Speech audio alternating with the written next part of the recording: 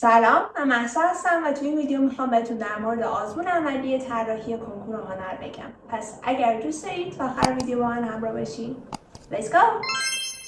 این آزمون برای رشته‌هایی مثل ارتباط تصویری، نقاشی، طراحی پارچه و لباس و آموزش هنر هسته. ضریب آزمون تا سالهای گذشته 4 بوده ولی الان تبدیل به 12 شد و اهمیتش به نسبت خیلی بیشتر شد نسبت به قبل.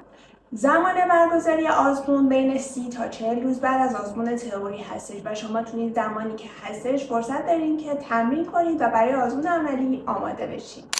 مدت زمان آزمون شما 3 ساعت و نیم هستش و شما توی 3 ساعت و نیم فرصت دارین که دفترچه آزمون خودتون رو کامل کنید.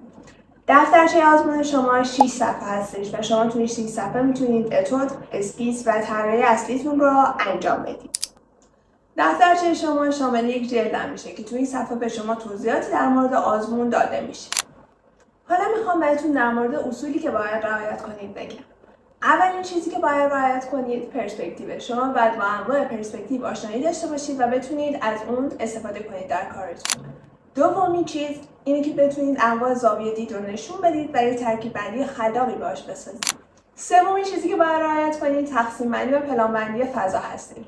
شما باید بتونید اجزای مختلف کارتون رو توی پلان‌های مختلف دسته‌بندی کنید.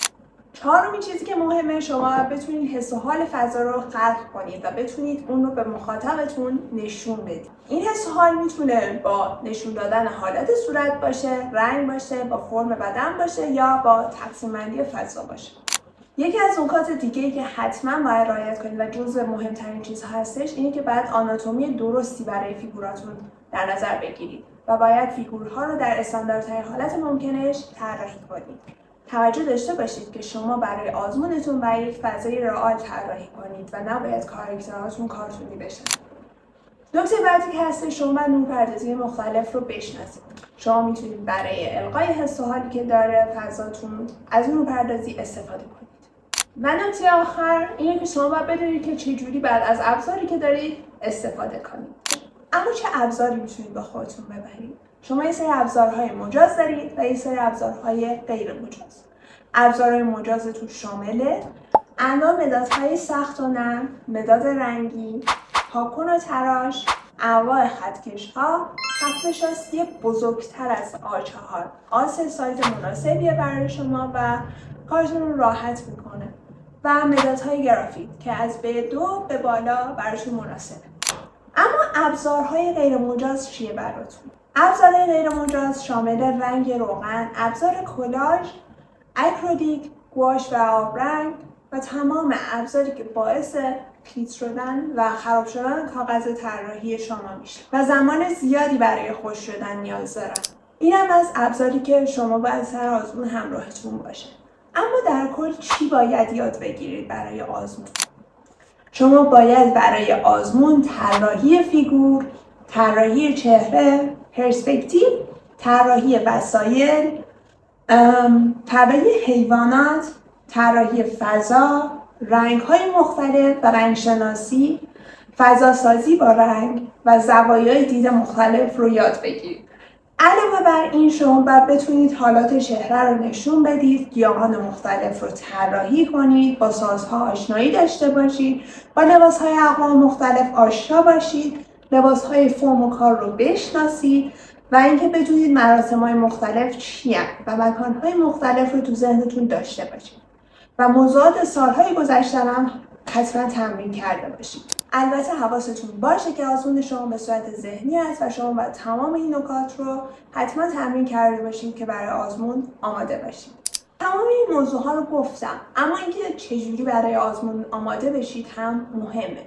شما باید مدام طراحی کنید. توی زمانی که دارید شما باید مثل تمام کارهای روزمره‌ای که انجام میدید طراحی هم انجام بدید. عادت کردن به طراحی خیلی کار سختیه. مثل تمام چیزهایی که شما به مرور زمان یاد میگیرید. براتون خیلی ممکنه این قضیه سخت باشه که بهش عادت کنید، بتونید توی زمان طولانی تو روز طراحی کنید. اما چجوری میتونید به این کار عادت کنید؟ همونطور که گفتم شروع کردن هر کاری براتون سخته و برای اینکه بخواید بهش عادت کنید و اونو بخشی از روزمره‌تون کنید زمان نیاز دارید. اولش با چیزهای کم شروع کنید. اگر دیدید دارید لذت میبرید ادامه بدید و بیشتر طراحی کنید. یه پیشنهادی که میتونم بهتون بکنم اینه که در کنار طراحی کردنتون پادکست و کتاب صوتی گوش بدید. این کار با تقویت قوه تخیلتون کمک میکنه و شما میتونید با دید بازتری طراحی کنید. حتما این نکته رو تو ذهنتون داشته باشید که شما قرار نیست از اولین کارتون بهترین باشید و به مرور زمان حتما بهتر میشید. و البته حواستون باشه که اگر طراحی نکنید به مرور زمان ممکنه یادتون بره.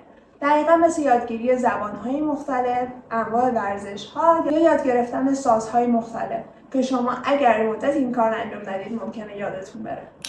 مرسی که تا اینجا ویدیو همراه من بودید. اگر این ویدیو براتون مفید بود حتما کانال رو سابسکرایب کنید و نظرتون رو برام بنویسید.